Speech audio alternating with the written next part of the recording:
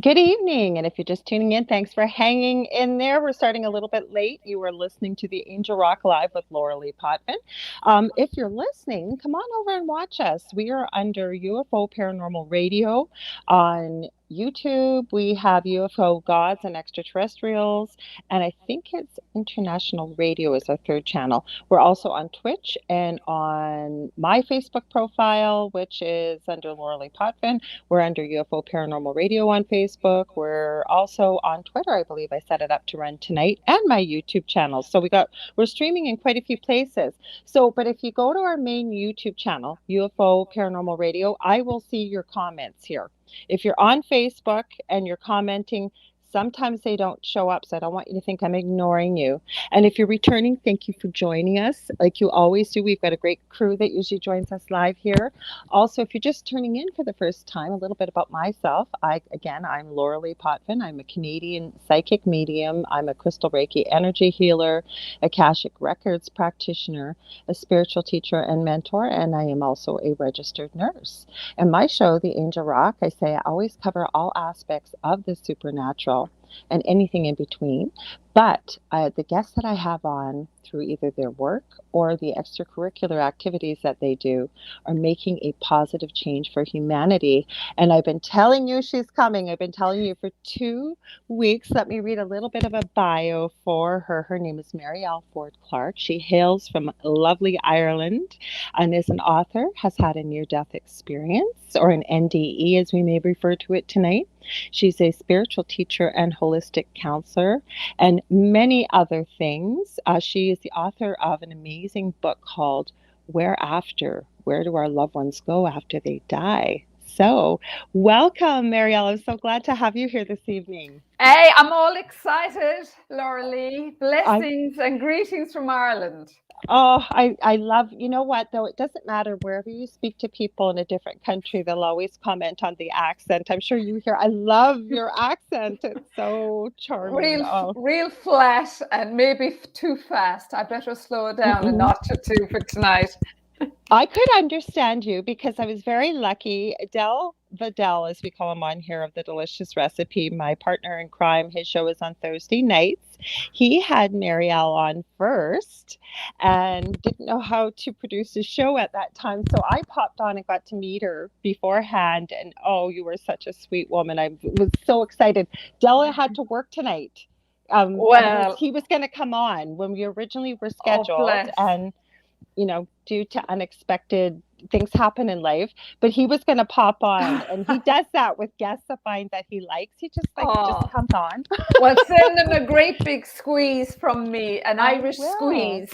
I will. Gosh, I don't even know where to start with you. I guess maybe at the beginning. Now, most of my listeners have heard me as a nurse talk about this, but even before, I have studied near-death experiences for over 40 years, professionally as well as personally. And I believe I had one as a toddler. So this is right up my alley. So are you comfortable discussing like what your experience was like, where, how did you discover that there's an afterlife, and the things that you talk about and speak about and write about Mhm. now? Absolutely. And it's such a for me, first of all, I suppose, like you, Laura, I have a scientific background, Hmm. and I I qualified see. many moons ago as a siderologist, right? Oh, And very nice. Hmm. yes, and but my background really, I'll just give a little intro to my background. My grandmother was extremely psychic, Okay. and I had an uncle who was the seventh son of a seventh son, which means that there was a Oh, double gift in the yes, family when there were yes. seven sons after Hmm. one another with no daughters in between. Hmm. And then the next generation, my grandmother and then her mother, there were seven sons of seven sons. So this was Wow. yeah, with no daughter in between. So this There's was a movies about that. I have is seen some. there There's a really? movie out by Disney. I think it's called Seventh Son. And it talks almost Really? like, I swear to God, they were writing your family's story. It was like three generations, the seventh son of seven Oh, sons, and how there was something very powerful, magical, and important about that seventh son. yeah, Mhm. absolutely. And that seventh son in each of the families was extremely gifted and Yep. psychic. Hmm. But then that time, Lorilei, in Ireland, it was perceived as nearly a curse or a devil's Oh. curse. If you had any kind of psychic powers, you were deemed as a witch. Like Mhm. I was up to a few years ago. I'm Mhm. not sure what they called me now, but They still do it though, Effie, or I'm saying Effie, sorry, I got Effie on the brain. Effie, welcome. She's watching from Windsor, Ontario. I meant to say hello, Marielle, Effie. sorry. I was seeing her name up there. Not at all. No, but depending on who you run into with religious Yeah. dogma, Yes, of we course. still get those kind of things, those of us And in these fields. speaking of religion, religious dogma, like I am very spiritual, but I was raised Catholic, and Me too. I was Hmm. educated by nuns, the wonderful Hmm. blessed nuns. Yes. As I said, I can't give out about them because they have done great service to Hmm. humanity in Well, many places. But unfortunately, my experience with the nuns was not great at I all. haven't heard anybody, including myself, because I had nuns teach throughout my Yeah. Catholic education as well. And like you, was raised forced, I myself forced to go to church. I've had every sacrament practically, Mhm. except thank God the last rites. And I'm very deeply Mhm. spiritual, and we do. Yeah. You know this about me. We've talked about this off air, but again, with the religious Yeah. dogma, depending on who you talk to. Sorry, Yes, carry of on. I had course. to pop in there with that. Not at all, but it is all Mhm, very relevant, and mhm, it does change the course of your life as we grow and mhm. spiritually awaken. Right. So my grandmother kind of hid her gifts, Mhm. and but the back door was always where people would come for her to sit and do her psychic predictions and her readings, and Ah, it never the mhm. front door, it was the Right. back door, and Mhm, then nobody, it was all hushed, right? mhm. So, and my brother as well, who returned home to spirit, was extremely psychic. And Absolutely. he was a medical administrator in Harley Street in London. And he was able to say, predict his own passing as well, 3 weeks Ah, before he passed. mhm. And he was just 36. So, Oh. yeah. So I was so used to psychic phenomena. I was so used to it was natural. And I would speak to angels and guides, and I would see them, and I would see their silhouette. It was nothing strange, but I also thought that everybody could see and hear what I was seeing and hearing. Yeah. I Mhm, thought it was mhm. only when I was kind of growing up that I Yeah. realized not everybody, you know. Mhm, So that was a big kind of a wake up call as mhm. well, to stay very quiet. And then at the age of 15, 16, I had my first spiritual experience. And that Okay. was with the beautiful Mother Mary. And Oh. that, yeah. And she's my ascended master now. And Mhm, she works with me during my healing sessions. And mhm. she's just incredible. She's one of my ascended masters that works with me now. People may not understand, some people, what an ascended master is. So would you mind share? I know it is, but would you mind sharing what an ascended You would master is probably to you? do a much better job than I will, Lorilei, because Mhm. like everything else, I'll assume people would know. An Yep. ascended master is somebody who has walked on earth, Yes. who has assumed a physical body, and Mhm. has had lifetimes upon lifetimes of soulful work upon the earth. And when they transition to the afterlife, then they can become guides. But Mother Mhm. Mary was one that was in called upon many, many millennia ago. And I am just blessed that she is one of my guides. And I have Saint Germain of the Violet Flame Oh, also. I love Saint Germain. Oh, He's I love mine. him. You can't have him. He's not mine. He's not And mine, but I love him. oh Actually, yeah, I'm not a crier. I don't cry very easy, but I yeah, am literally in tears when you bring up Mother Mary, yeah, because I've had many experiences with her. I don't work with her that often, yeah. but because I don't, and this isn't to come from a place of pity or victimhood or anything for anybody listening, I don't have a good mother or great mother. Yeah. And for many reasons, um, I've sort of walked through later in life without any mother in my Hmm. life. But when times have been very tough, Mother Mary has come through, and the human language does not describe the level of love, compassion, empathy, understanding, and wisdom from all our guides, but Yeah. especially I find with Mother Mary. Hmm. Even as you're saying that now, Laura Lee, I see her placing her mantle of blue healing light around Yes. you. Oh, thank you. Draping. Yeah, I'm even getting shivers here now. I'm getting teary, and I don't Yeah. get like this because like But I said, she, love as isn't we know, strong enough. she's the mom. Yes, She's yes. the, not alone is she the Mhm, universal mother, but mhm, she's the earth mother. That mhm. and she holds all of her children in her bosom of love and Yes. light in our challenging times, as well Mhm, as the good times, but mhm, most so during the challenging times. So mhm. my first spiritual experience was when I was at that Oh, age, beautiful. and then you see to kind of just presume I was normal, I decided I would follow the sciences, which was the other side of my brain completely. Yes. And that's when I studied serology and became a Mhm. serologist. And then everything was going more or less hunky dory as such. Well, then life happened in between, Yes. marriage and a breakup of marriage and children.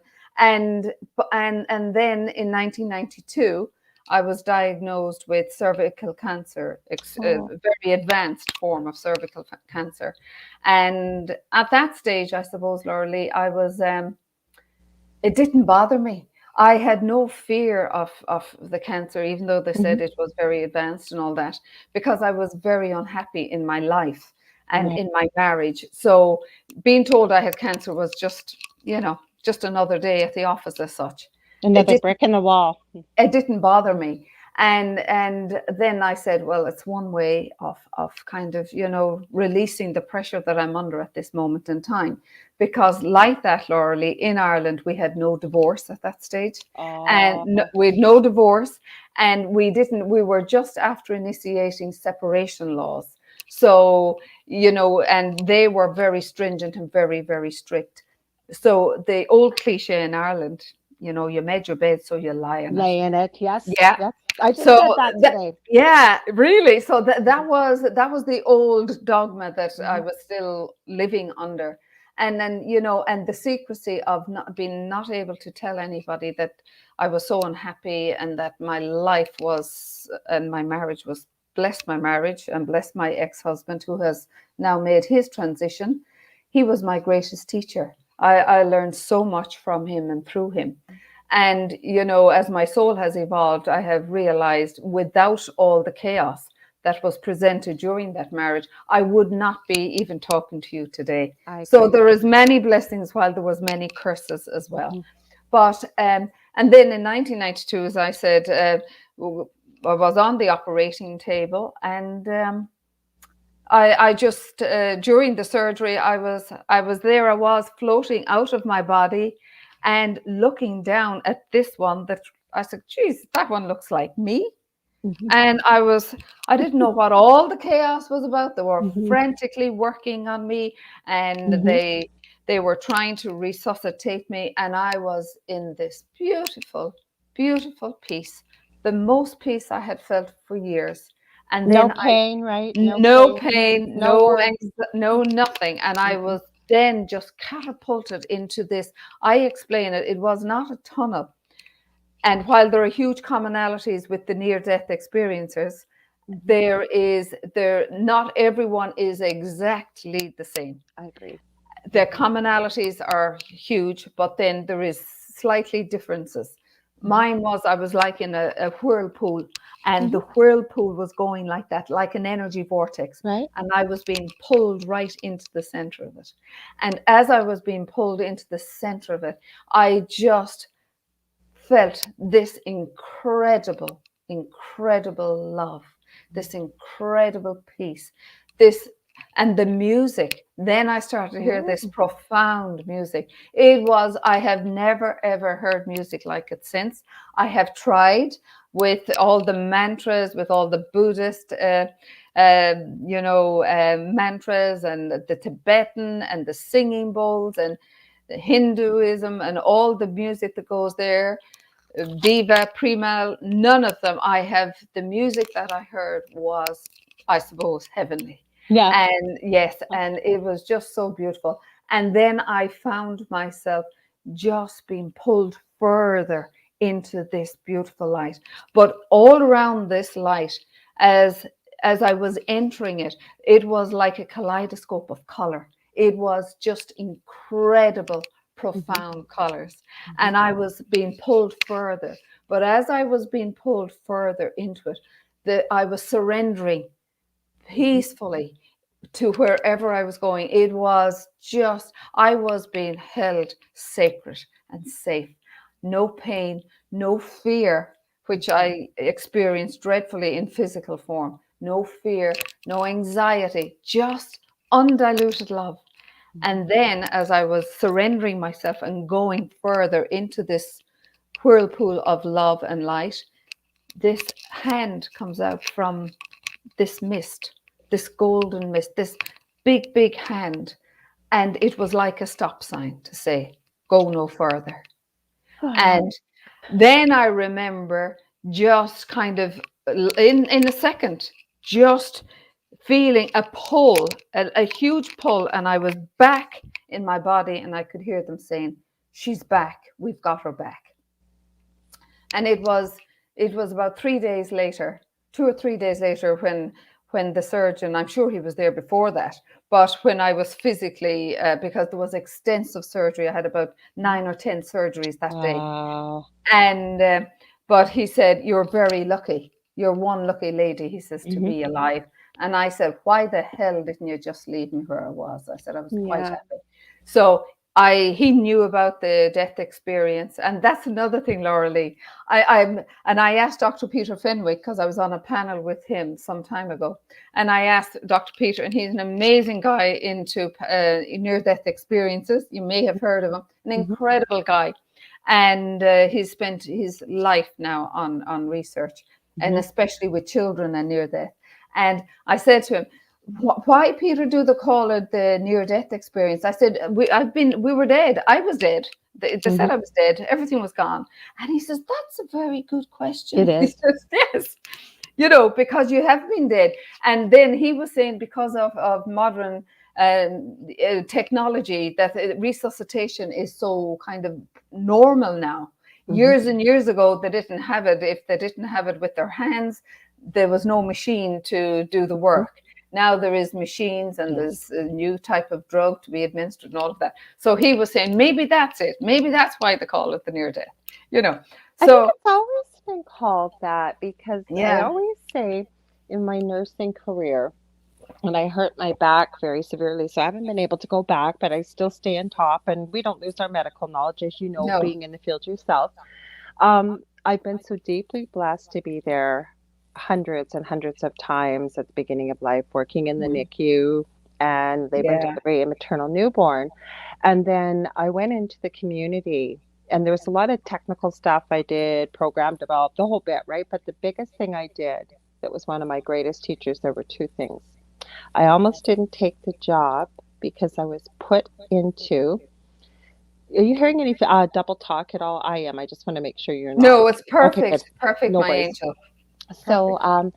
I got put in the most dangerous part of the city with the most low income, drug addicted, prostitution. There was murder, there was rape, there was everything.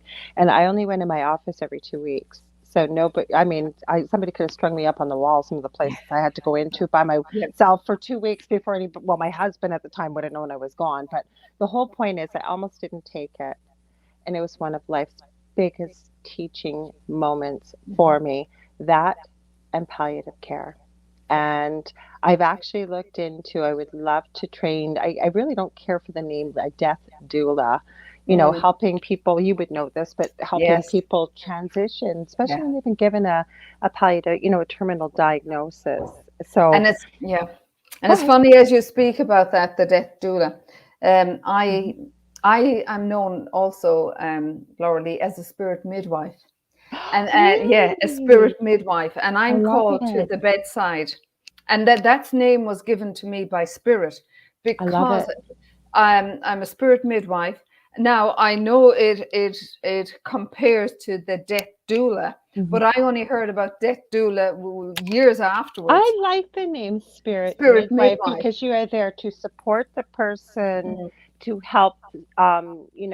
We all go through a grieving process. It's called the 5 stages of death and dying, as you yes. probably know by Dr. Kubler-Ross, Elizabeth Yeah. Kubler-Ross. I always say it should be called the 5 stages of loss Yeah. because we go through those stages no matter what it is in life. Yeah. A loss of a Absolutely. relationship, a loss of a job, anything we go through that as human beings, right? Yes.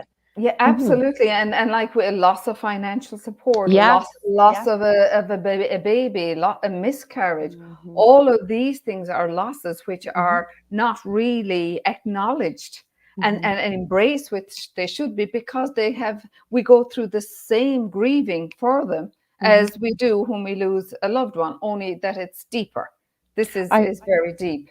I agree with you. The other thing is teaching my eldest. My youngest has severe autism, so it's a little hard to explain death to somebody that's sort of like at that precocious age of a 5 to 7 year old, but I do my best.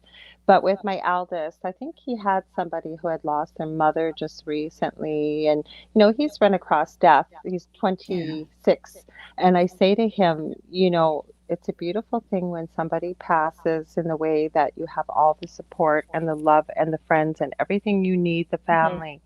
I said, a good friend or somebody you care about, you're there when Mm. everybody else is gone, when reality starts to settle in a couple months later. And, Absolutely. every single time you talk to somebody that's grieving, and there is no timetable for grief, too, that's a No, misnomer people think, but no. to support them then. And if you don't know what to say, that's okay just to sit and listen, because people don't want to, everybody falls away, I find. They don't want to they're uncomfortable, right? They don't want to make somebody cry or speak about that person they've lost. And it's so Mm. important. It really, really Yeah. is, isn't it? And the reality is as well, and it's funny, I've covered this in Whereafter, Mm-hmm. because, some people say the most inappropriate We things. do. They say the most inappropriate Mm-hmm. things, which are leave scars and Mm-hmm. wounds in the person that's Yeah. grieving. And then I have another section in what to actually say, or else I say, love that. yeah, or else say nothing at all, just Mm-hmm. a hand on the shoulder, a hug, just I'm here. I have no words, but I'm here for you. Or You what know, do you need? Or how can I yes, help? Or absolutely. anything like that, because people grow up with cliches like everything's Yeah. going to be fine, it's fine, everything will be fine, and The Lord just doesn't give you a cross that you can't can't carry. bear. Yes. You're Yes. young, you can have another baby. Yes. Yes.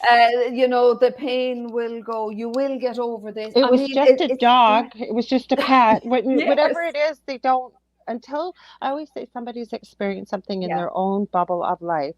yeah, And I understand why there's so much. If human beings couldn't filter everything out and have yeah, to experience everything, but to be able to have empathy and compassion for another human being, to try to understand, even maybe there are people that have never really experienced a serious loss, mm, but most of us, I believe, are empathic and compassionate, that we could imagine even what that would feel like. And somebody's lost something in their life, yeah, whether it's a human being or a pet, or like we yes. were talked about earlier, right? But it's Mhm. funny you say that, Laura, because one of my she's a beautiful, beautiful. Mhm. She is. I still say she is, Mhm. because she has made her transition. But Mhm. she had asked me. Uh, she had been diagnosed very, very suddenly with bowel cancer, and she Mhm. had said to me, Mariel, you will be here with me when my time comes, because of the spirit midwife. And Mhm. I said, well, Yvette, the soul chooses who's going to be there. Yes. And if it's meant to be, I shall be there. Mhm. And I said, we will pray for that. Excuse Mhm. me. But I said, the soul will always choose who's to be around the bedside, Mhm. or the who is to be there and who's not to be there for particular reasons. Because when the Mhm. soul is transitioning and leaving the body, it takes energy, and sometimes somebody's energy can make it harder for the soul to rise Oh, up how and many detach. times have I Yes, seen yeah, that? Or absolutely. the Please don't conversation. go. How will we live without you? Which Mhm. is, it's not selfish, but it's just grief. It's Mhm. on the onset of grief talking. But my Mhm. friend Yvette, as it happened, I was there for the last 3 days of her life. But Oh, ironically enough, her husband, who was 68, had never experienced the loss of anyone. wow. I could not believe this. Never ever experienced How the loss. devastating for him. Unbelievable. And his wife was the first person he had ever witnessed Oh. dying. going through Wow. the well, as I call the dying process. And you know, getting back to the spirit midwife, Yvette, for Yvette, it was like and I have asked my guides, I have many guides, bless them, and I said, where did this spirit midwife come? And they told me that 500 years ago, one Mhm. of my past lives in England, I was Mhm. a nun in a nunnery. And Oh, the reason I was put into the nunnery was because at that time in England, anyone that was born, any child that was born gifted, excuse was me. either persecuted or burnt at the stake if the gifts Oh, grew with them. So my family, in order to protect me, and they had money apparently, they didn't have it in this lifetime though, but they put me into a nunnery for safekeeping.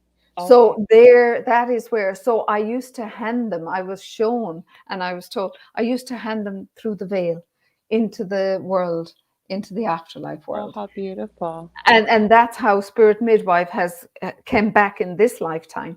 Mhm. And I have sat like you, Lorilei, at the bedside of so many making that transition, and Mhm. it is a very sacred and it is a very precious Very. and humbling time. That's what I always say. I've been It is. deeply humbled to have Yes. families that have chosen, their loved one chooses to pass at home.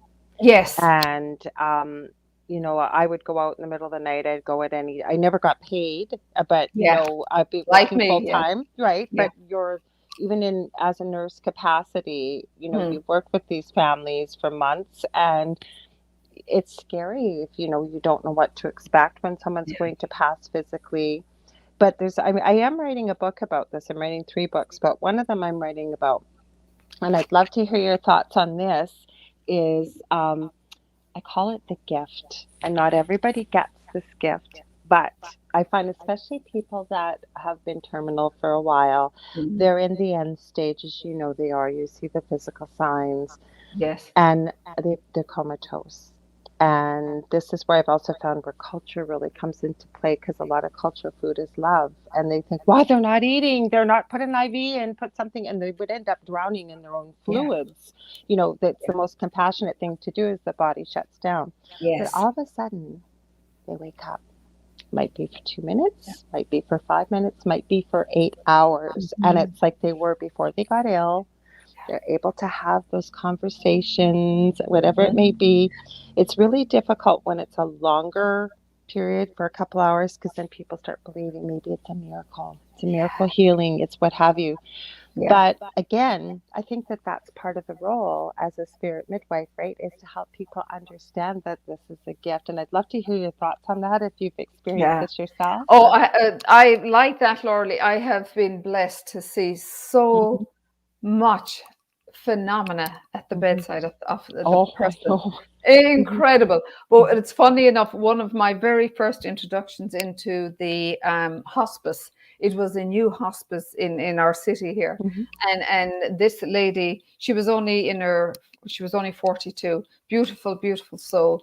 And when she was no longer able to come to me, I would go to her home.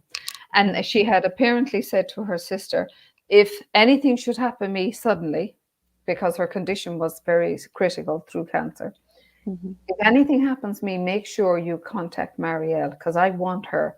Because I do the shamanic shutting down of the chakras as well. Oh, Because I wow. Okay. trained as a shaman as well. I've been soul And searching I for a didn't long add that time. in your bio. I knew there was things I missed. I'm so No, sorry. you didn't. No, that's the ego talking. We leave the ego parked No, but that's outside. important to hear that. That's important But to hear that. so I my first introduction to go into the hospice, because it was like no man's land. I walked in through those doors, Mhm, and the lady behind the reception, I explained I was here on behalf of such a family, mhm, and she says, "Oh, you better wait there now. Oh, you better wait there now. The matron wants to. She knows you're coming," and it was like, okay, she knows you're coming. mhm, So, matron, anyway, I hear these shoes click clack, this heavy footsteps coming down the corridor, and it was thundering down the corridor, Yeah. and I went, oh my God, is Yes. this an avalanche? What's going? Uh-huh. I just knew. I smelt it. I smelt that there was an Mhm, avalanche coming, a mhm, barrage. And she said, "And you are?" And I said, "I am Mariel. I'm here on behalf Hmm. of the family." Yeah. And she said, "Oh, you're the one they call an angel." And I said, "Oh no, don't worry about that tonight." I said, "I left the wings in the car." You know, it didn't. It went down like a lead balloon. Not great taste at all. And she said, "What are you going to do to her? Are you going to hurt her? This was, yeah. Are you going to touch her? Are Oh. you going to do the?" And luckily enough, I said, "Look," I said, "I am here." I said, Mhm.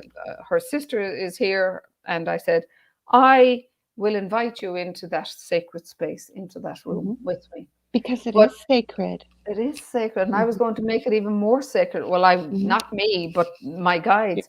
But the ironic thing about it is, when I walked into that room, Lorilei, I did not expect. I had an audience.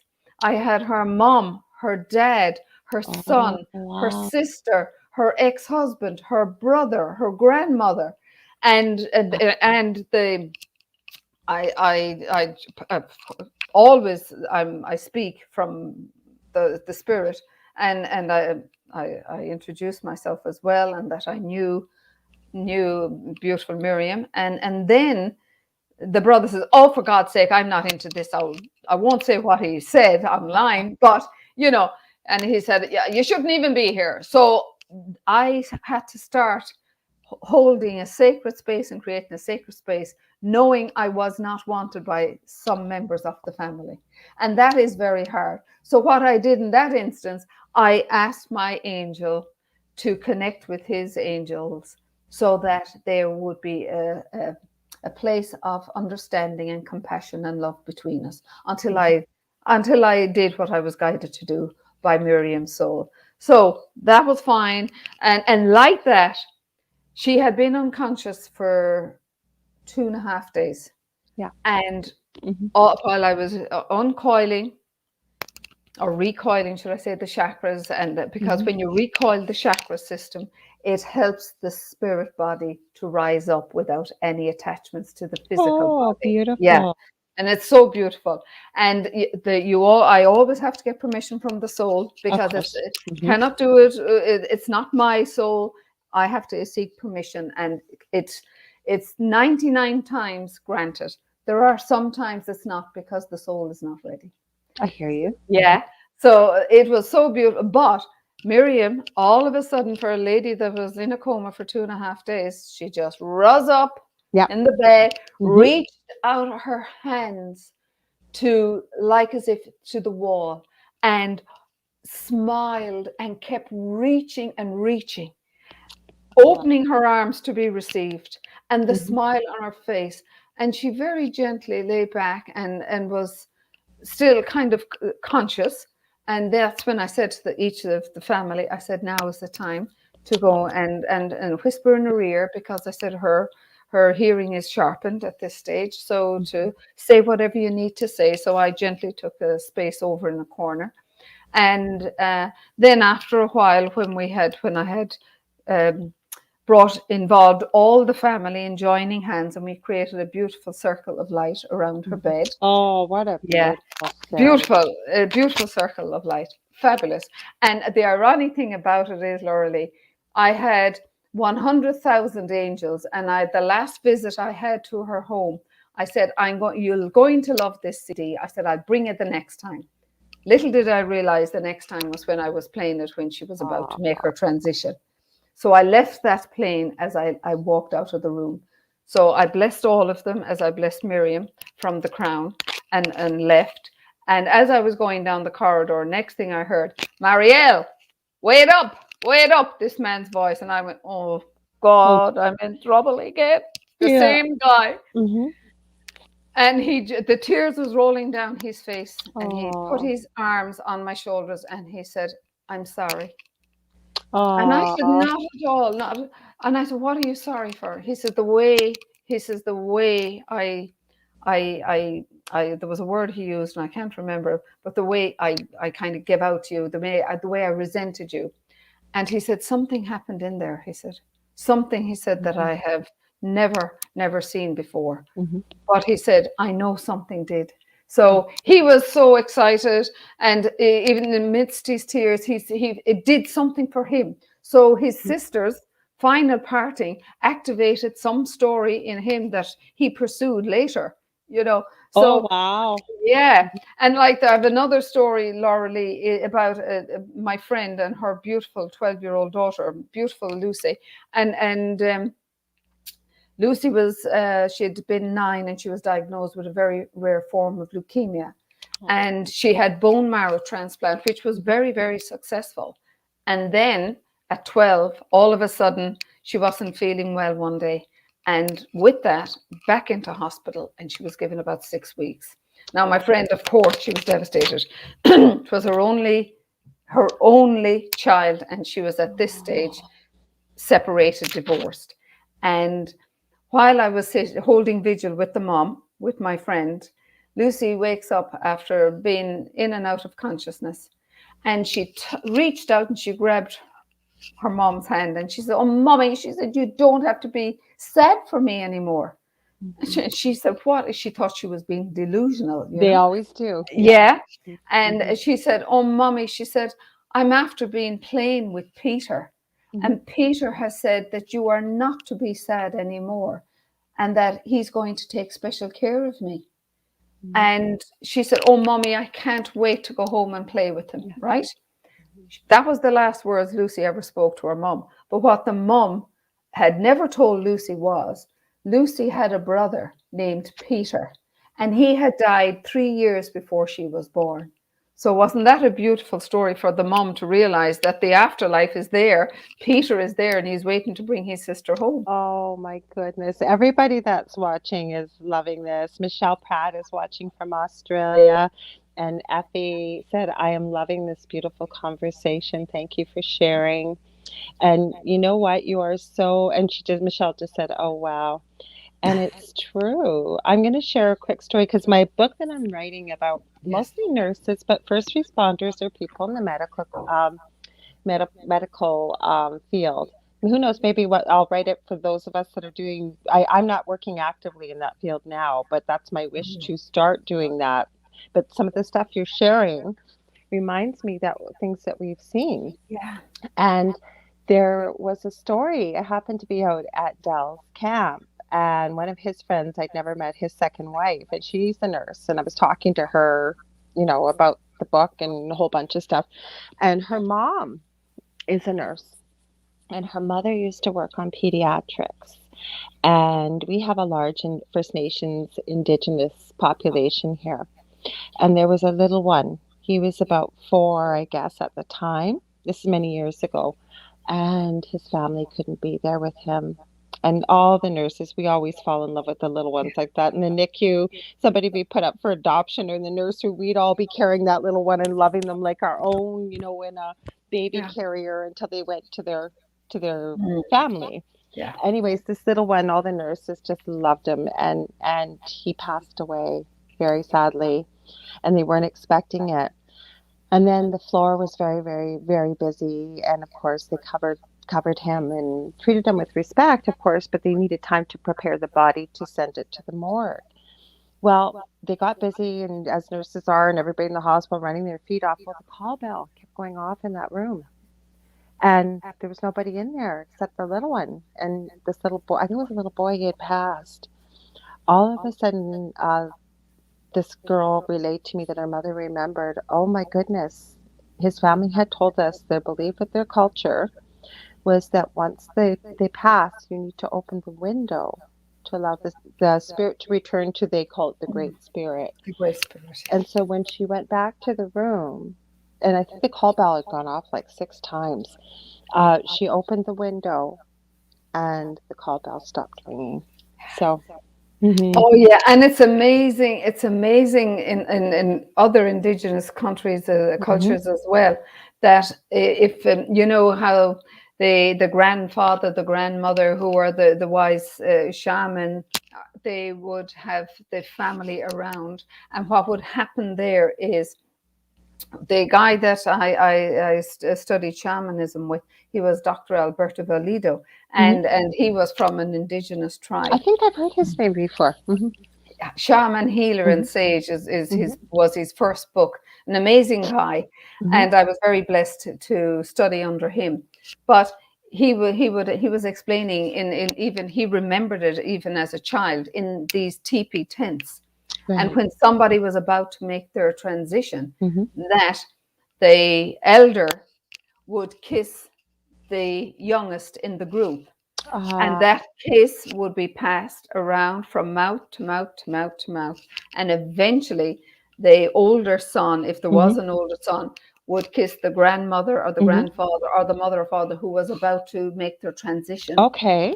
And that kiss was sucked with the last breath, and the Oh. window was open, and it was Okay. blown out into the universe where Oh. the spirit was Okay. free, right? That is Yeah.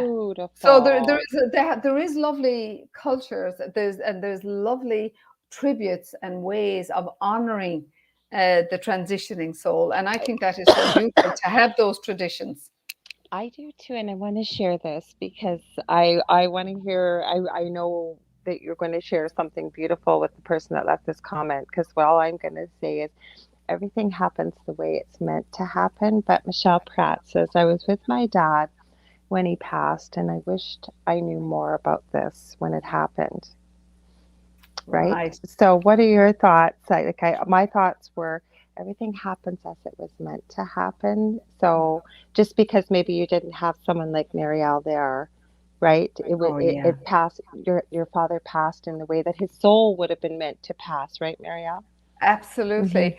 And Michelle, it is a great honor, and maybe now that you will see it, that it was a gift that you gave to him, because he was able to leave his body. The soul was able Mm-hmm. to leave his body because it was you that was in the car. Had it been somebody else, Mm-hmm. your mom or your sister or your brother, it would not have been Like an in the room, easier, yeah. yes. It would not, because the soul chooses who's to be there. And oftentimes I'm sure you've seen it yourself, Lorilei, that, somebody can be for weeks and weeks and weeks, in that kind of coma, semi-coma, deep coma state, Mm-hmm. and that they are really teetering on between the two Yeah. worlds for a Between long, long time, because they between the can two worlds. leave, right? They can leave. Yeah. Like my Yes. father is dying right now. Yes. Oh, And bless. it's okay. I'm not on speaking terms. And the reason Okay. why, not from a place of revenge or anger, it's just when you know that maybe you can only control what you do, Mm. not what other people do. I would be doing what I'm doing. And my Hmm. father's visited me quite a few times in dreams recently, and Okay. we've had many a conversation. Excuse me, I'm going to grab a Kleenex. Could you explain maybe a little bit about that, how our loved ones visit us Oh, when they're yes. transitioning? I'll be right back. It'll take me two Okay. seconds. And I've been in tears and now I need a Kleenex. But please go ahead, Mary. I'll be two bless you. seconds. Bless Thank you. you. So when our loved ones, it's not just that that there is after death communication, which we'll probably talk about later with Laura Lee, but before our loved ones make that transition, the room is filled. I have seen, it's like the curtains open and the spirit world steps in, and loved ones Here we that go. have Sorry gone about that. before us, loved ones that have gone before Hmm. us, they are there to Yeah. escort their family member Hmm. across to the other side. And I Hmm. suppose it's so important at this stage too to say that anybody who has lost a loved one and they haven't been there, and they felt, oh my God, that he died alone, she died alone, Hmm. I have been so reassured by spirit, and I have seen it Me myself. too. Hmm. Nobody dies alone. Our loved ones that have gone before us and made that journey across the other side, they're always there. They help them. Yeah. They actually lead them out of the physical form and Hmm. bring them into the afterlife. And there are many angels, and in particular, if they were religious, now everyone transitions to the afterlife, Hmm. irregardless or irrespective of race, creed, religion, or no religion. Every Hmm. single person Yes. enters the afterlife. I call it And going back home. yes, and it is going back home. Yes. So, I mean, nobody does die alone. And you were going No. to say something there, Laura Lee, were What you, I when was I was saying going that? to say is that what I assure people of, because you see this many times, and even people I know well, that they weren't there when somebody they loved passed, and there's a lot of guilt, there's a lot of Oh yeah. sadness. And what I truly believe is that the soul knew for whatever reason that was the right time to go when they weren't Yeah. there. For Yeah. maybe the memories it was going to leave, or like you said, the type of energy that might have been, whatever it may be, Yeah. that was decided long before we even ascend into the, or or born into this lifetime. I agree, I believe. It is all So yeah, it's all yeah. preordained. Hmm. And another instance for where that happened is another friend of mine, bless her, she sat Hmm. with her daughter. She was an older daughter at her bedside. Hmm. And but she spent weeks and weeks and weeks there. My friend used to say to her daughter, and I used to try and advise, no, you know, this is hard on your daughter who is trying to get into the phase of transitioning. And she'd say, "Oh, what'll I do without you? Please don't leave me. Please Hmm. don't leave me." And after about 5 weeks, the daughter, what she was, like you said earlier, she was in very high spirits. She had kind of turned the corner again. She was happy. She was talking. She sat up. She had a drink of juice. And she said to the mom, "Mom, will you please go home and have a shower and have a rest?" Hmm. And the mom was just after sticking the key in her door when her phone rings, and it was the hospital to say her daughter had just passed. And the Hmm. reason, as I explained to her much Yes. later, the soul, it takes energy for the soul to rise up and to Hmm. leave the body. Only on different things then, when it's a slow process, but then with accidents or drowning or Hmm. fire or tsunamis, the soul exits the body at the point of impact. That's a different Hmm. story. We can talk about that I again if would you wish. love to, because you know what, I talk about this quite a bit. And there was a really great series put out by the UK a few years ago, starting to normalize discussion about death, Hmm. because none of us leave this world alive. We all can be assured that we're going to Yeah. leave, and to make it a normal part of life. And I think it's so important to have conversations like this for people to realize exactly what you said. And I've looked at many, many, many, many stories and talk. I've had patients that have had a cardiac arrest in front of me, have been Mhm. resuscitated. And I think maybe because I worked nights, I was really Yeah. grateful to have that conversation. And Mhm. you knew beyond a shadow of a doubt that they were on that ceiling. They Yeah. were floating around, because the things they told you, there was no way they could have known. And Michelle, I Yes. want to say this to your comment here. I'm going to read some of them, if that's okay, Marielle. She Okay. says, this is the one with her father that passed, that she wished she had known the information. She said, interesting, my two sisters were both there. The oldest got up and went out. That's when my father went. My middle sister went running to get my elder sister. I stayed with him, but this is the comment I wanted to talk about. She said my big sister made it known to dad she wanted to be there when he went. Sorry, it's the next one. Sadly, I feel she helped him leave this place quicker. Now, the one thing I was going to say to that, Michelle, and I might have misunderstood that maybe quicker from the sad face, it looks like it may be that you felt that he left sooner than maybe he was meant to. We leave when the time is, regardless of what the Yeah. certain, somebody can't, I mean, yes, by their own hand, I guess they can make Mm. you leave quicker, but Yeah. when the soul is meant to leave is when it leaves. Right, Marielle? Is that what you're Absolutely. experiencing? The soul chooses its coming and it chooses its going. Yes, And yes. even if you were to take the analogy of somebody that's pregnant, their due date may be the 12th of December, Hmm. right? And Hmm. all of a sudden here we are, and it's nearly the 20th of Yeah. December, and the baby still hasn't come. Hmm. Or then the baby was due the 12th of December and it came the end of November. Hmm. So the soul chooses, and Yes, the soul chooses its timing astrologically as yes. well as divine timing, Hmm. because it comes in on certain star signs. It comes in when the sun, the moon, and the stars are aligned, and it also exits at the same time. And that's why the astrological chart, as you would know, is so important as well. when we're That's who doing had any the work. question for you. Dave Petrella, who was on here with me. He's an astrologist. He's become a good friend. And he wasn't able to be here. He's here every week. And he asked me, he said, please ask her this question. He wanted to know what your thoughts are about the soul's silver cord, what happens when we pass, and so on and so forth. So I said, yes, Dave, I will remember. He'll be watching this after. So, Hello, Steve. Hello, my dear. Okay, the silver cord.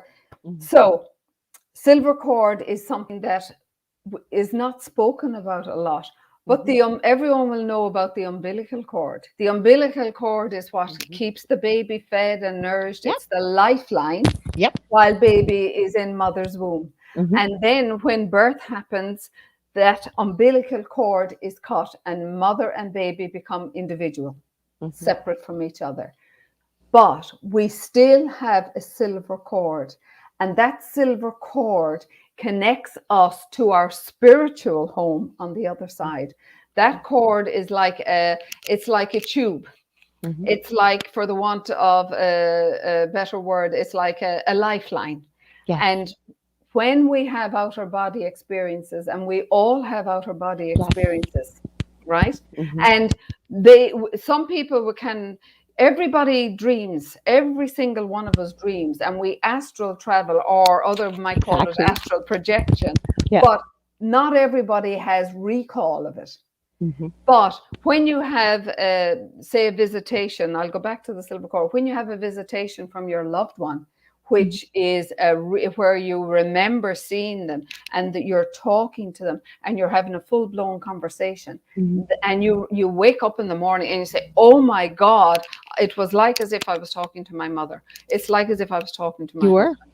You were. You actually were. Yes. And that was their way of reassuring you that Mhm, they are on the other side. They were still overlighting you. They're looking after you. They have only left physically. Their spirit, mhm, their soul resides on the other side. mhm. And the outer body experiences is when we are dreaming. We not just dreaming, but we go into the inner planes. We go there at nighttime. The soul leaves the body. Yes. It at will. It travels Mhm, outwards. It goes to its schools of learning. It goes to the halls of wisdom.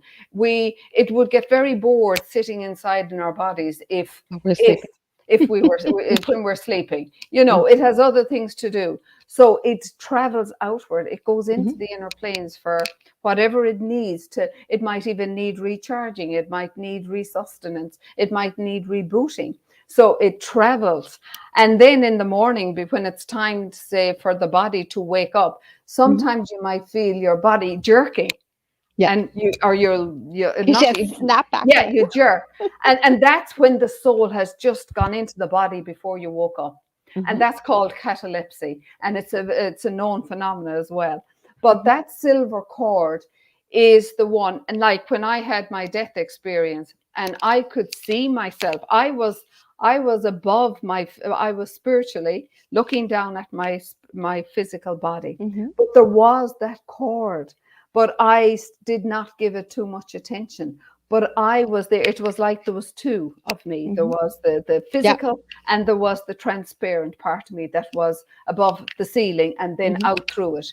And that's the silver cord. And it is limitless. mhm, But it is the lifeline that nourishes us while we're here on earth. So when we are about to transition, yes. the only time the silver cord snaps or breaks or disengages, Mhm. that is at the moment of physical death. And when Okay. it disengages, that's the point of no return. Mhm. Whereas with the near death experience, the silver cord, we're brought back to life and the silver cord is still intact. I hope that I answers your no, friend. I appreciate that. You know what I think may give people a lot of peace, and I've had many personal conversations about this, is when somebody dies a very horrific death that you think that, oh my God, they must have Yeah. suffered, and the things that we create, believe it or Mm-hmm. not, Dell. I've had many conversations with him because he wasn't there when his father passed, and it was unexpected and it was very sudden. And I think he imagined things because we do from hearing other people's accounts versus what really happened. And you Mhm. mentioned it briefly that we really disengage unless that pain, as I understand it, is very rare, has been built into our plan, if you will, for this lifetime, that there's something to be learned from it. People don't Yeah. experience that pain Yeah. upon the death, right? No, well, I'm going by, and this is a very relevant question, and it's Hmm. very pertinent to many, many people, Hmm. because the last thing we want is to see our loved ones suffering. The last, and that's why Absolutely. palliative care is so important and it is so Yes. good. Hmm. And that is, it is important that our loved ones can pass on with dignity and Hmm. compassion and without I agree. pain, I but agree. also without fear. That's another topic we can discuss, without fear. I'm gonna But have to have you back. I know I am. without fear, because fear is huge, is paralyzing. But to get back to the trauma of somebody in pain, seeing somebody pain, and especially for sudden deaths, like soon anybody caught up in tsunamis, anyone caught up, say, like, bless all who perished in the 9/11. 9/11 was a horrendous global atrocity, which will be down in the annals of history for a long, long time. But bless Mhm. all those souls. They made a collective soul decision before they ever came on earth to be Mhm. there at that time. Mhm. It was preordained, pre-planned, Yeah. predestined. And they brought a lot of the dross, the heavy darkness that still resides on the earth at this moment in time. Their souls, they did a huge service to They sure humanity. did. They were on They the did. verge of civil war, I believe, in Yes, the US. And I've had absolutely. this conversation with Joe Montaldo. I usually give him a shout out, Joe Montaldo, the owner of UPRN, usually produces this, not so much anymore. We're getting good at doing it on our own, Yeah. but we still do a paranormal discussion group, usually on Mondays. We didn't get a chance today. He's been pretty busy with his day job. He runs a construction company. I don't know how he Great. does it. Then he runs Yeah. the station all night long. But he's had this conversation He's with us. 40% Irish. That's how he can That's do what it. it is. No, but we've had this conversation where he'll ask the question about, say, for supposedly so many people that have passed during what we've been going through the last 2 years, and being Okay. careful since we're on YouTube. And I've shared, and again, I don't know everything, but I've tried to explain that this was planned. They knew. It's not like it Mhm. was unexpected that we lost all these people. Now we've got these lost wandering souls everywhere. That can happen. That's another Mm. discussion, right? But Yeah, another again, discussion. Yeah. like 9/11, like Yeah. you said, for whatever Yeah, reason, and collectively. the big tsunami of 2004 Oh, as well. I All of those, and like the New Orleans flooding going Mhm. back as well, all of those, because with New Orleans Mhm. there was such discrimination between black and white, Mhm. and the music was gone from the land. So, all their jazz And music. Joe says no, not now. Like it's beautiful between, Oh, yeah. yeah. But then you Mhm. see that Mhm. flooding had to happen Mhm. so that that darkness was lifted. There was Cleansed.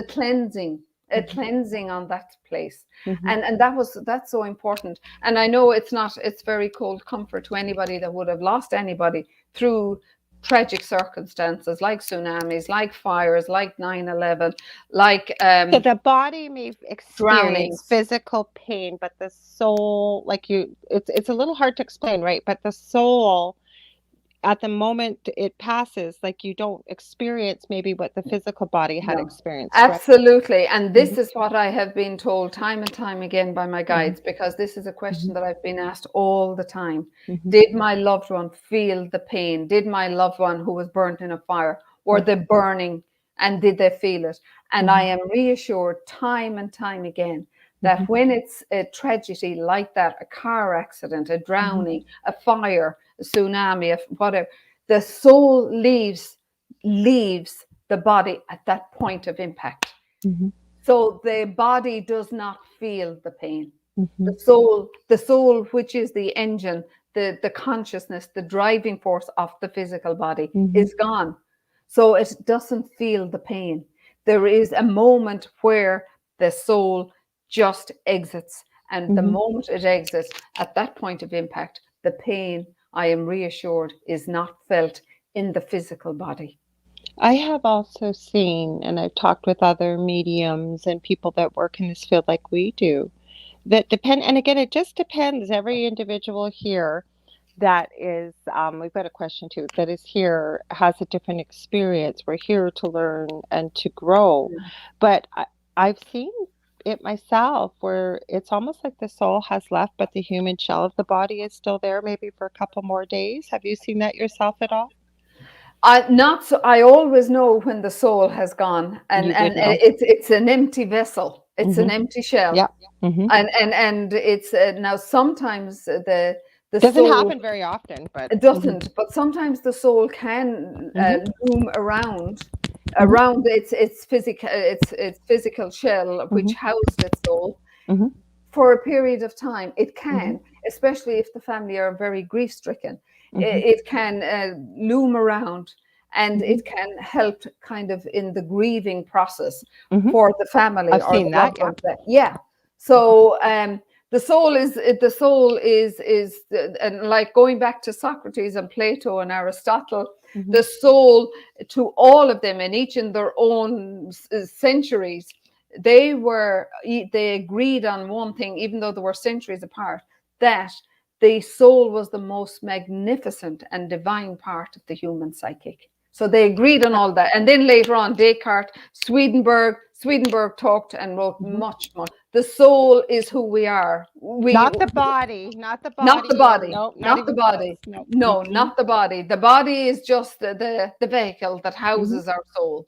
That's how It's I try and yeah, explain it. And the brain is basically like a computer because this, yeah, I call it the higher self, depending who you have, they'll call it the subconscious or whatever. But we know all the answers. We do. We've lived thousands and thousands of lives. That's the other yeah, thing. We never, ever end. Now, yeah. we do have, We're immortal. We're hmm, immortal. isn't that a beautiful thing? We're Yeah, immortal. but we were talking earlier, Lorilei, about having pain relief and having a Hmm. person be comfortable and die with Hmm. dignity. But Yes. the biggest pain, I believe, because I have witnessed it time and time and time again for years, the biggest pain is the fear of death, the Oh, fear of absolutely. dying. That is the most painful of all. Hmm. Now, and it doesn't. I do find that people that have some kind of a religious belief or some kind of follow a Hmm. particular faith path, that they find it easier to surrender, Hmm. whereas those that have of no faith, they struggle, they resist, they're terrified to let Hmm. go for fear, out Yep. of fear. And that's why when I see people that it takes them a good while to leave the earth plane, for the soul to leave, that's where I come in and do my shamanic blessing and healing and releasing of the Okay, soul. so I have a question for you then. And I always say, I might have told you that the first night we met, that Dell and I went through extremely evil paranormal story. It's quite a previous home, but I don't look back in anger or anything like that because I wouldn't be doing what I'm doing today. But what I have encountered as a medium are those that maybe don't realize that they passed. They passed very quickly, very tragically, or they're earthbound, whether it's due to fear, like you said, for say somebody's committed suicide, and the religious persecution they believe may await them, or some people they just it's materialism, could be revenge, could be whatever. How do those souls pass? Because I know eventually they do. Everybody finally realizes that, hey, I don't need to hang around here.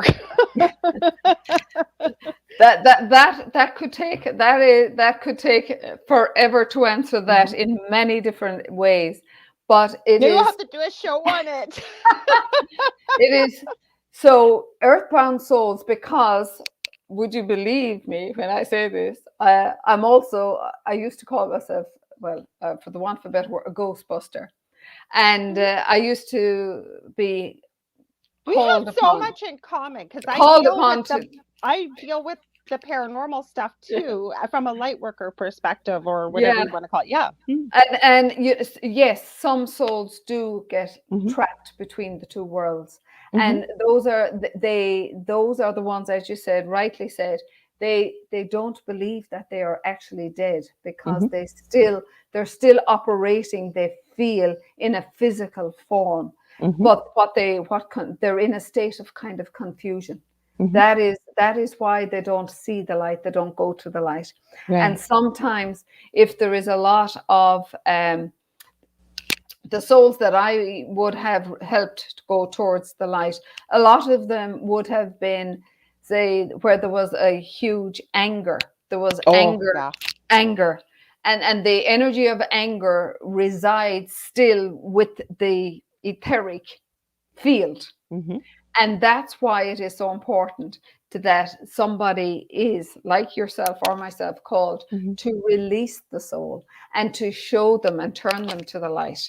Mhm. In Ireland, we have, you may have remembered some of our history in relation to our famine going back into Yes. the mid Mhm. 1800s. Mhm. And there was a time when I was called, it was a new housing estate, Mhm. and there was a lot of paranormal activity Mhm. going on in particular one house in this state. Mhm. And it was very funny in a way.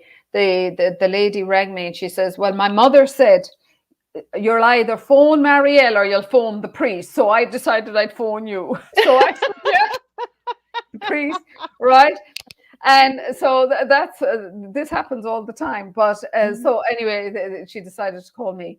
But what I discovered, and you see, as you know, when you're doing a house clearing, you have to go to every room, We every did talk corner. about this. I Yeah, remember after Dell's show. Now, go ahead. This is an yeah. interesting story. Go ahead. But Sorry. it Mhm. it was it was so it was you have to go to every room, every chimney, every Mhm. staircase, every Mhm. attic, every basement.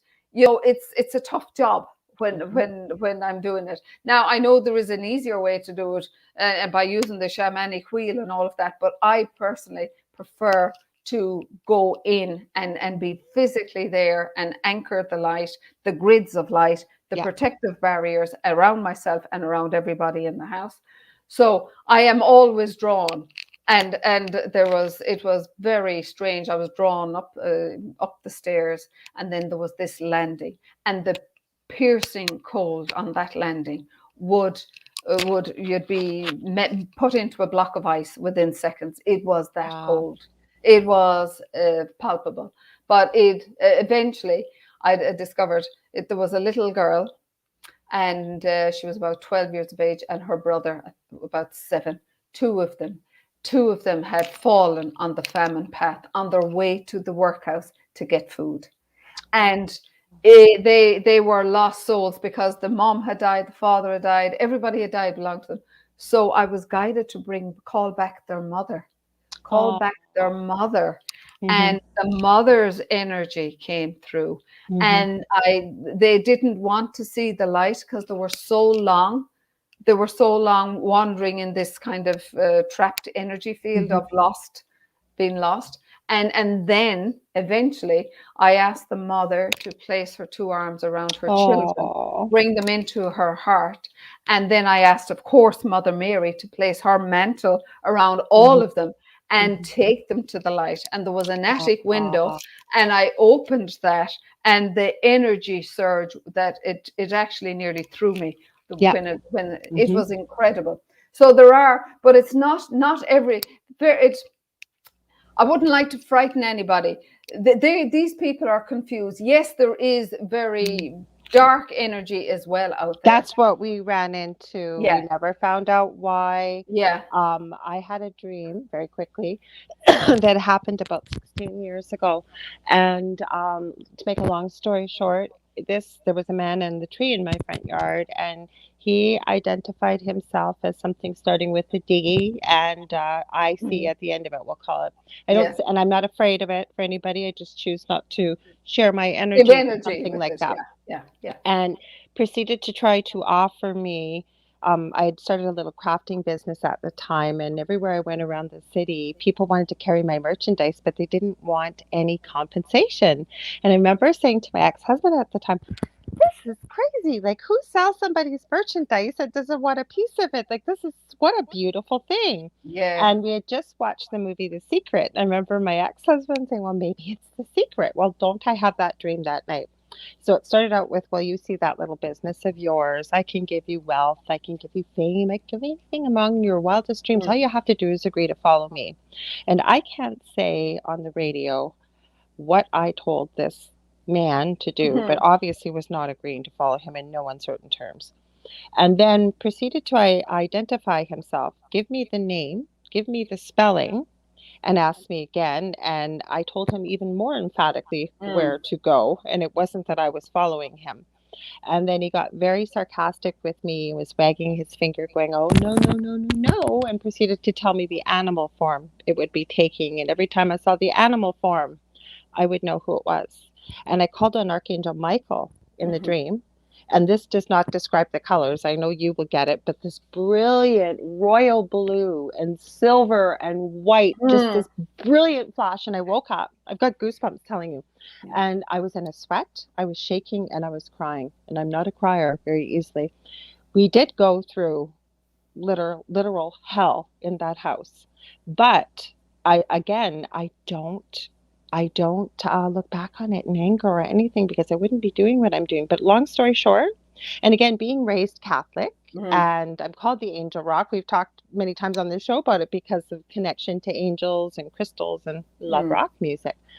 But wouldn't you know, about 4 or 5 years ago, somebody contacted me and had been given a name in a dream and asked me to do some research. What do I find? The exact spelling, the exact name, and the exact animal form I had been given. Wow. Crazy story, but then again, there were things to be learned from it. Yeah. And I suppose, Lorilei, for anyone that's listening as well tonight, so important that, you know, that they realize that there is yin and yang, there is positive and negative, right? Yep. So it's so it important. Has to be. There is, that's the balance, and that's the law of the universe, you know, and we operate, you know, under kind of our bodies. There is spiritual laws, and we have to, there is a law within the universe. That's the spiritual law. So as above, so below, as within, so without. So it is so important. To fear. Nothing to fear. We have dominion and God and but it's so important, I suppose, Lorilei, for somebody that might be slightly a bit scary. It's so important that we can teach them that, you know, if you're anyway scared, if you live on your own, or if you feel that you're kind of vulnerable in any way, or if you don't even call on Archangel Michael, if you don't believe in Archangel Michael or any of the angels and spirit guides, just invoke, just visualize that you're placing a grid of protective golden light around you. You don't have to be religious. It works. You just say, I place this grid of protective light around me, and I surrender to a higher power of love, light, and protection. That's what I do. I actually have a couple of videos. I show them the most out of anything. And one is how to create a love shield. And the other one is grounding and gridding, because everybody's loved somebody in their life, right? And I walk them through.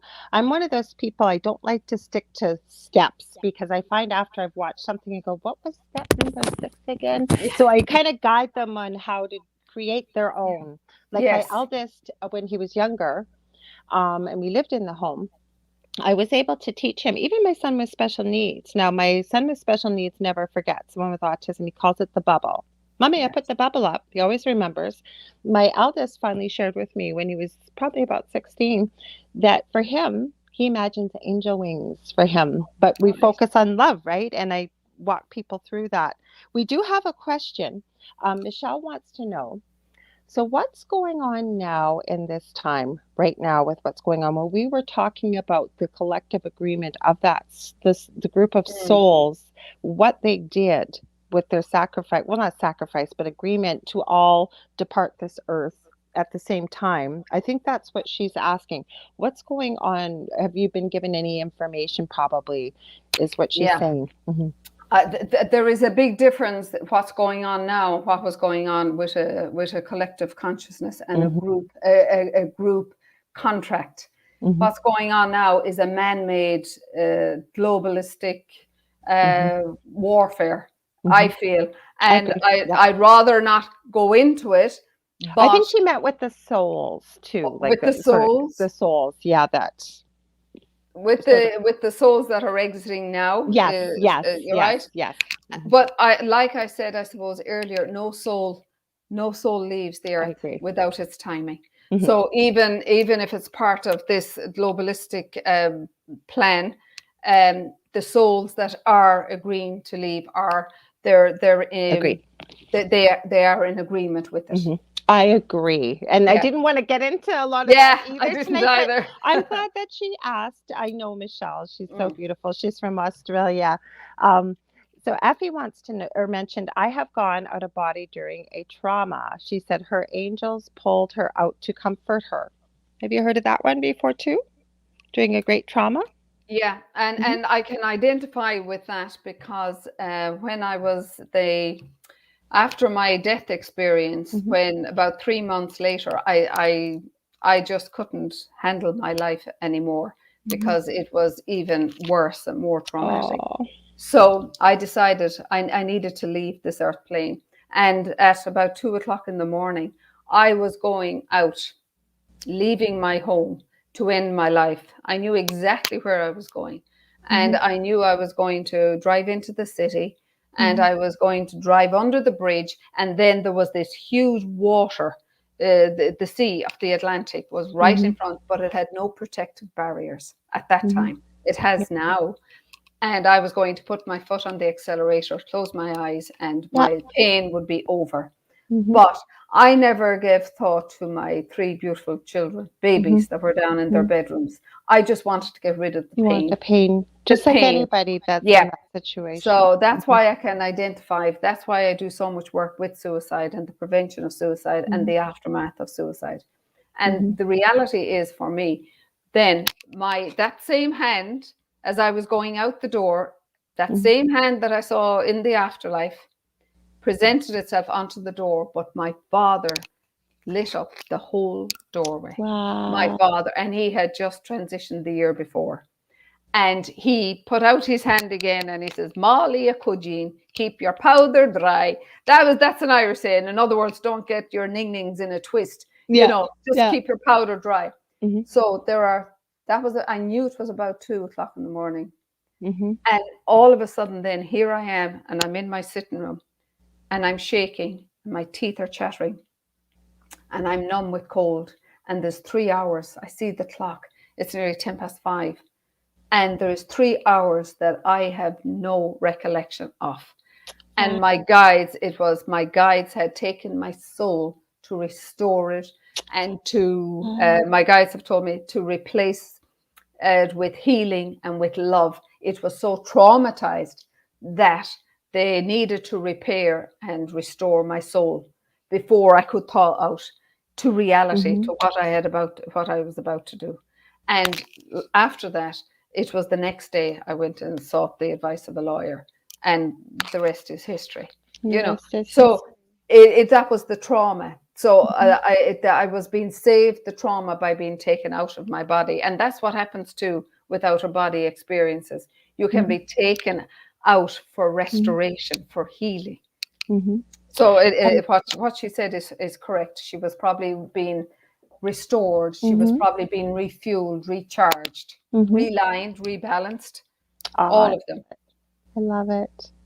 So I wanted to ask you a little bit about for people, because you don't, we've talked about you don't need to be religious to go transition back home or anything like that.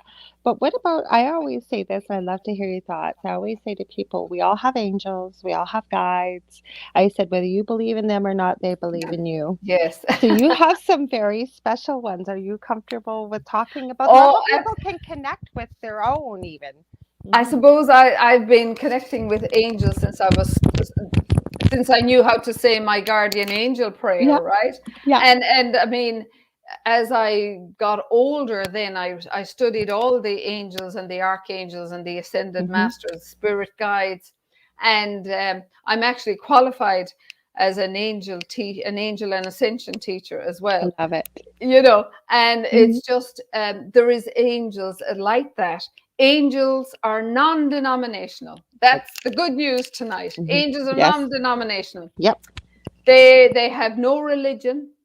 They are Mm-hmm. there for mankind, Yes. and they are there to help us in our times of need. They're there to show us love. They're there to bring us healing. They're there to bring us protection. They're there to bring. Archangel Gabriel gives us guidance, and they provides the signpost to our soul. Archangel Michael, as you spoke about, Mm-hmm. if you believe in angels, you can invoke Archangel Michael and his cloak of protection around you.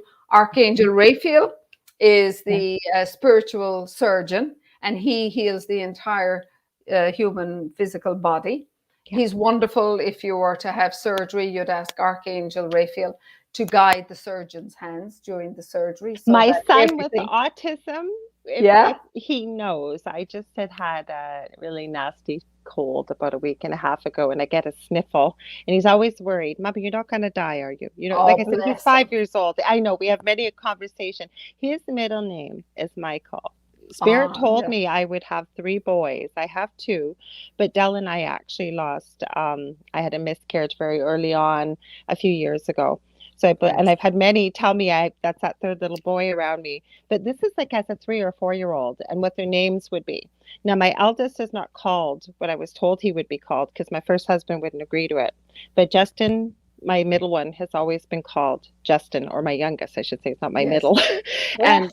And they told me he would be called Justin Michael, and he is Wow. Justin Michael. Michael. Mm-hmm. Yeah, it's amazing. And they do Mm-hmm. say Mm-hmm. that the name Mm-hmm. that the child needs is Mm-hmm. downloaded to the mother right after birth. Wow. Yeah. Well, I knew he was named. I knew with Yeah. both my boys that I was having boys. I knew. Mhm. There's a story that my eldest knows very well. I used to go shopping with my father. My mother's birthday is December 15th, and their anniversary, New Year's Eve, and we had Christmas. So my Oh, father and I would make a trip out of it doing a shopping trip.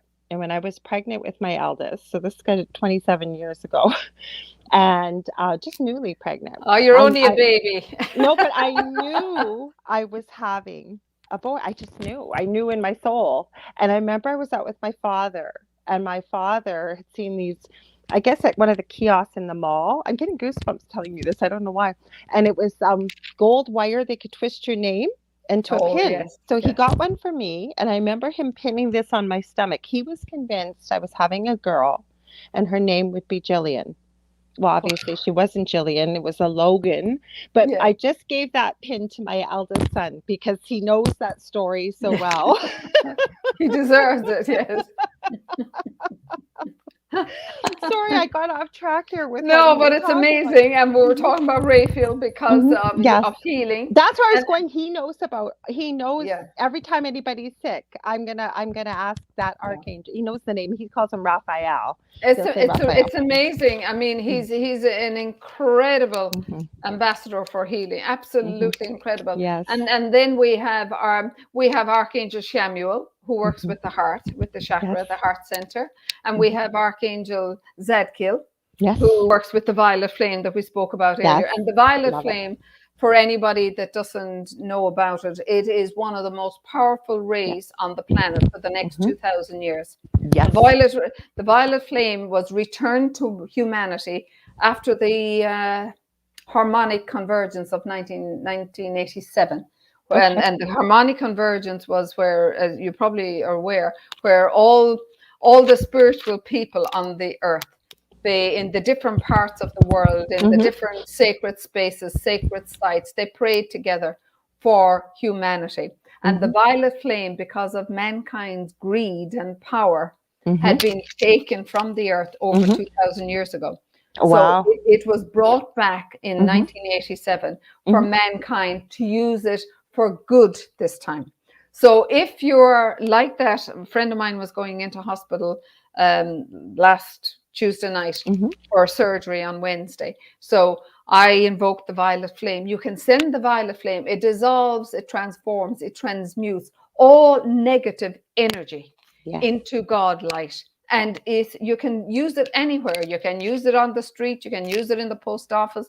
You can use it in the toilet. You can use it anywhere. I always send it into a hospital when I'm passing, Oh, or a that's hospice, beautiful. yes, to dissolve and transmute all negative energies. Yes, it's not going to dissolve everything, because there is a natural law Balance. of progress for balance, but it, even for court cases, if somebody's having a court case or a legal Hmm. battle going on and you have to go into court, the violet flame is incredible for working on your behalf. It is. And then we have Archangel Metatron, who works with Yeah. the stellar gateway, which is our Hmm. 12th chakra. Yeah. And he's incredible, and he works with the golden light and Hmm. intuition and wisdom, you name it. And then we have Archangel Sandalphon, who works with the Earth Star, which is about Hmm. 6 to Below the 10 feet feet. beneath our Hmm. feet. And Hmm. so we've loads of archangels, but Hmm. you don't look at just calling anyone.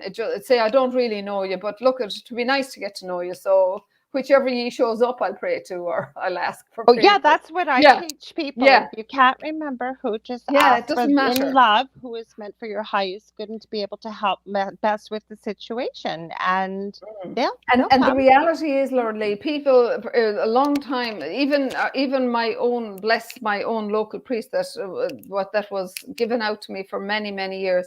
When I'd say, the angels are not belong to the Catholic Church, and he said, well, yes, they are. And I said, no, angels transcend all church, all creed, all religion. I said, angels were made by God to connect with mankind, not the other way around. So I Well, said, you plus don't they're in have all ownership. lore. They're in all religion and lore. They're not They just in the are. Catholic Bible. You No, can they're in find them anywhere. everything. They're in the Hmm. Kabbalah, they're in the Quran, Hmm. they're in the Yep. Torah, they're in the Yep. Christianity, they're in Judaism, they're Yep. in everything. Yes, Hmm. they're No, there. I So, agree. they're for all creed. So, Hmm. we speak of angels, they're non-denominational. Hmm. Hmm. And So they're lovely. I love them. I love working with them. so do I. So do I. And you had said about the 100,000 angels. I imagine people can't even imagine that there are more angels than we could possibly even begin to fathom, aren't there? And it's amazing, Hmm. how our younger children they're very open now. We've a lot of wonderful children coming on earth, which are Absolutely. crystal children now. You Hmm. probably are well aware of that, Lorley. Yes. You have Yes. crystal children, and the crystal children that are coming in, they're coming in with no karma. Their crystal, their energies, their Right. auras are crystal clear. They have not been in a human form before. And these beautiful children are coming in now to bring lots of love, compassion, and healing to the planet and to humankind. And now more than ever, we need those children. So it's Absolutely. important that we cultivate them, listen to them, because they are very psychic as well, Hmm. and I've very, been very finding that. intuitive. Yeah. Sorry, what was that? They're very psychic and very Yeah. intuitive, and it's important not to dismiss them. Absolutely. Like I have actually been saying, I almost feel like we are bringing in a new human being because exactly for the reasons that you have said. And we're seeing this in children. Mm, And but I always teach too, though. I always say trust your pets and trust your children. When your child tells yeah, you they have an imaginary friend, it's not an yeah, imaginary friend. Or an animal. But animals are very intuitive. If they're yeah, I tell them, especially with the paranormal, especially yes. I'll say follow what your animals can see. I always believe it's because they live in the now. I don't know, what's your thoughts why children are able Animals, to see? but children are so, but our children, you see, that why they are so connected, and this is what I have seen, this is what I've been shown. Children are so connected, they're still connected to the other side. Very, Yes. very, they're not contaminated vessels. Hmm. They haven't been contaminated by dogma or by indoctrination, by Hmm. society, by societal norms. They are innocent. They Yes. haven't, so they're still very connected to the other side, and Hmm. they're very aware of what's going on around them. They're Hmm. extremely intuitive. So it's only then when what I have seen is when kids that are extremely gifted and psychic, it's only when they start going to school and then that the programs are being enforced and the schooling is being enforced, and Hmm. it's like a different type of learning. So what I always encourage is for parents that know that their children are born very psychically. Not every child is psychic, I but a lot of the children coming in now are hmm coming in with huge psychic abilities, hmm and it's so important to nurture it I agree. beyond the schooling, beyond Oh, the academic school. absolutely. Yeah. Absolutely. I work with children, but only obviously with the parents' permission Yes. or Of guidance, course. because you do find a lot of parents that have no idea what to do with Yeah. this very special child. But I always say the beautiful thing about it is that you recognize that, and even though you may not know what to do, Yeah. you're reaching out to best support your child. And And I suppose like that, Laura, parents are afraid because oh yeah. they don't have the tools, Hmm. and to say, oh God, where do I go from here? Yeah. It's like when somebody like I have it in whereafter, like when a child loses a parent, and bless anyone who has any child who has lost a parent, but there is a section there in it where it's like a toolkit for guardians or the other parent or the grandparents to Okay. help the child to talk about their loved ones, because they do see their loved ones. They see their mom or their dad or their brother or Hmm. their sister. Because I've been called to many home and said, will you tell her to stop saying that? And one of the little girls said, well, Mammy did come to me last night, and Mammy did brush my hair and stroke my Oh. hair, you know. And another girl said, Daddy called me his princess. Daddy sat on my bed and called me his princess. And this was a word she was hardly able to pronounce, but that's what he used to call her. So they are very, very, not to be dismissive of them, because they are, and as you said, they need to be listened to. They Hmm. need to be listened because they are connecting. And I have found when somebody has passed on belonging to them, they have full blown conversations with them. Yeah. Yeah. Hmm. And some would find it abnormal. Hmm. Some would find it abnormal, but it's very normal for them. Hmm. And then I would advise. And what else did they say? You know, Yeah. what else did they say? How Hmm. did they look? Could you Yeah. describe it? You know, Hmm. whereas what was happening in a lot of situations in a lot of homes, go to your room, shut up, don't say that again. I've heard that time and time again. Go to your room. Don't let anyone hear you say that. They'll think I we're mad, I right? have a moderator for my one group on Facebook, and she had seen our TV episode. She lives in Sardinia, Italy, and I knew, Spirit told me within seconds, like, yeah, you need to connect with her. She's lost her mother, and she calls me her adopted mama, and I Oh, call her my adopted daughter. I don't have any girls, and she's so gifted. And she with Gavin, actually, Gavin Lee Davies, who introduced oh us. yes. I just adore him. He used to have a book, a magazine out called the Paranormal Chronicles. So I had written an article for it, and I had a few friends, and she was one of them because she's so brilliant. I think Excuse she's me. going to be 29. She speaks six Wow. languages and Oh, very wow. gifted psychically. But she wrote what it was like to grow up as a child that was very psychically gifted, but no siblings, and their parents were her parents were staunchly Roman Catholic, and how exactly what you just said. And so she wrote from her perspective as a child about how she would have liked to have been best supported and what might best help children in the same situation. It was very powerful and very Mm. poignant. I was glad she did And it. the thing is, Laura Lee, you see, parents don't have, they don't, a lot of them didn't have the coping skills. A lot of them didn't want to know that because they were afraid for the child, Yes. for fear the child would be deemed as weird or crazy or Hmm. away with the fairies, as they say here in Ireland, you Yeah. know.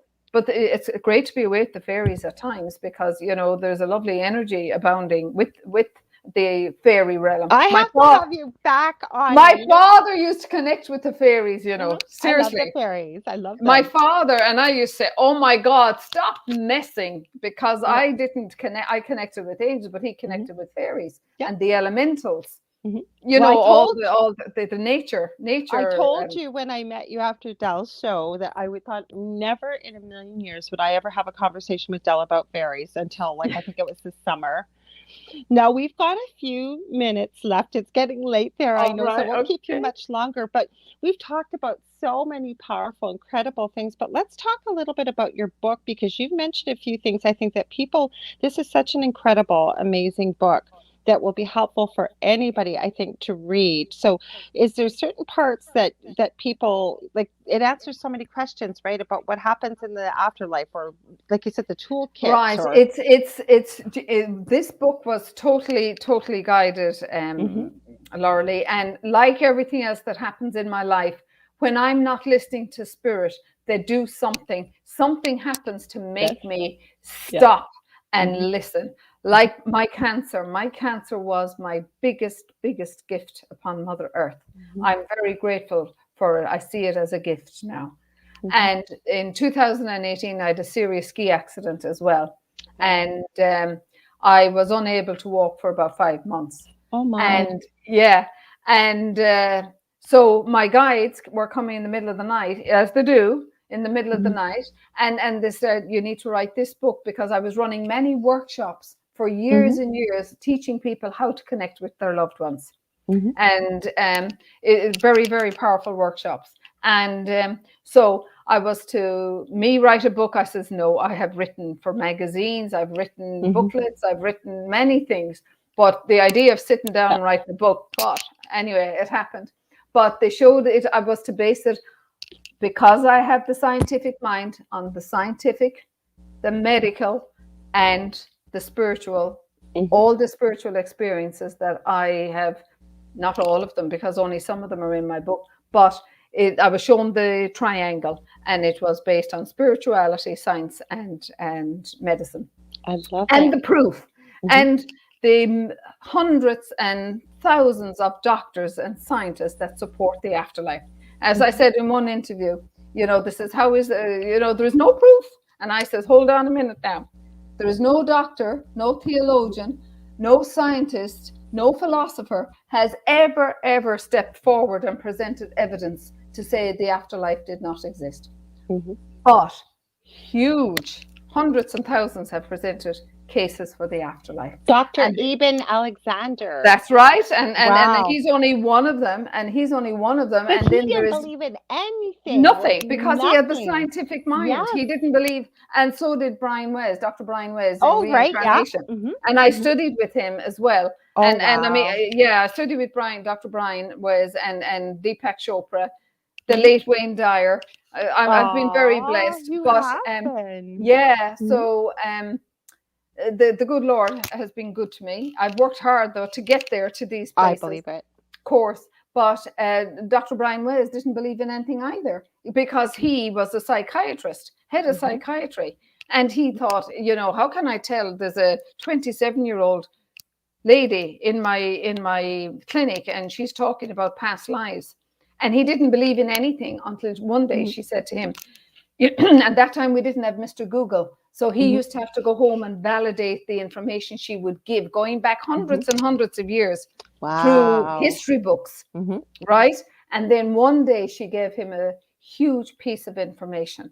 And one of it was pertinent to the son, his young son that died.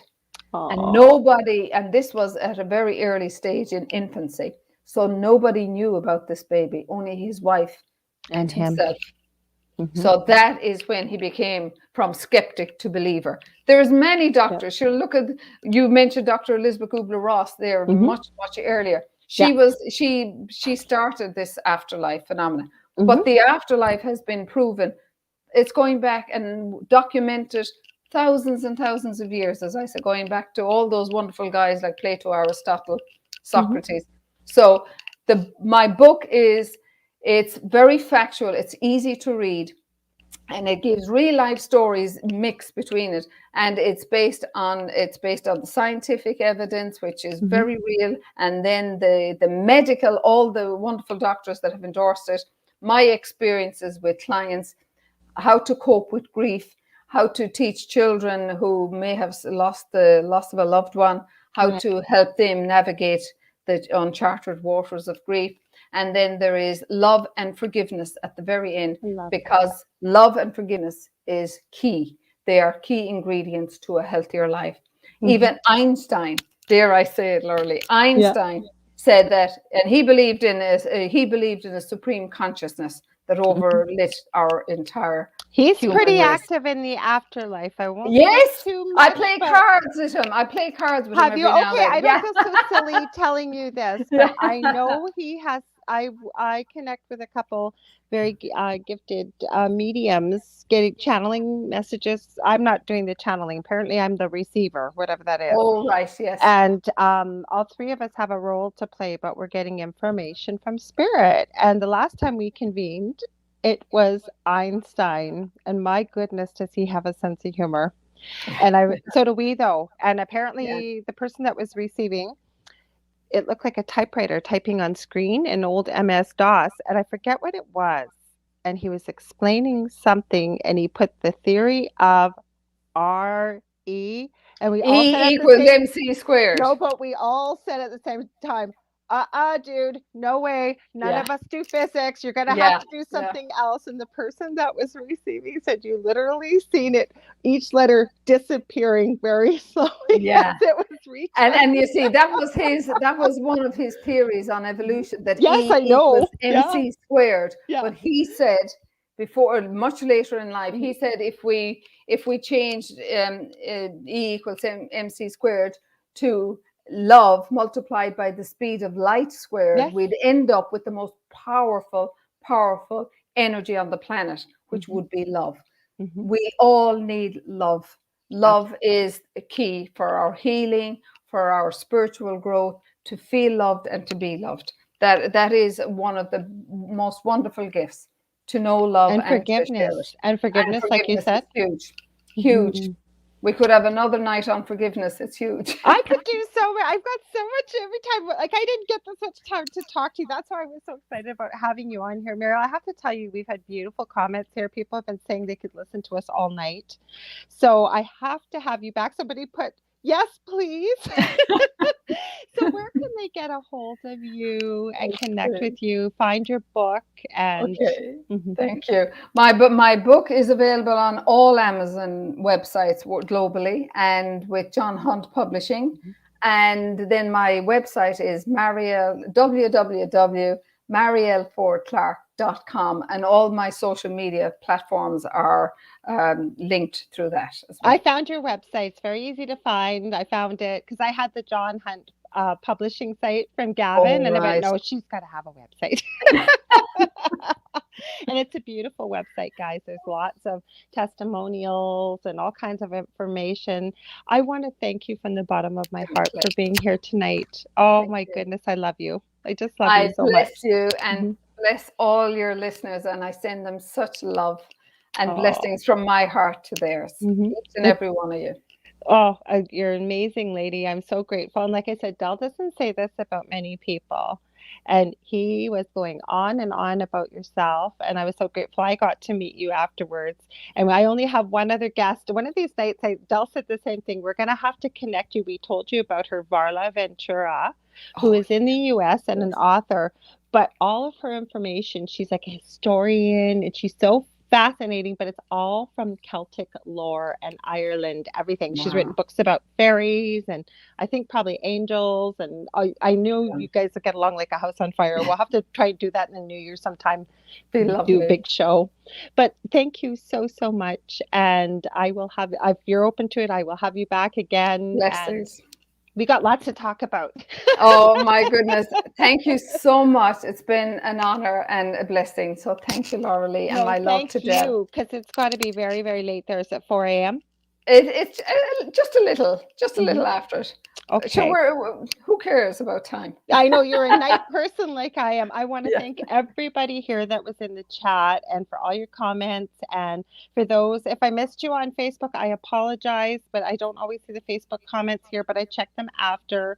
And just so you guys know, most people do, but these shows are carried wherever podcasts or talk radio is carried. I believe Joe has like 200 or 300 places around the world that he uploads these. So you'll be able to see this show again. Please share it with friends and get them to check out UPRN. We always have a show for everybody under all kinds of different topics.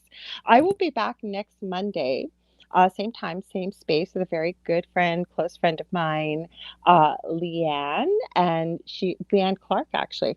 She's from Atlanta, Georgia. And you never know what Leanne and I are going to talk about because sometimes we get into dimensions and I call her the crystal wizardress.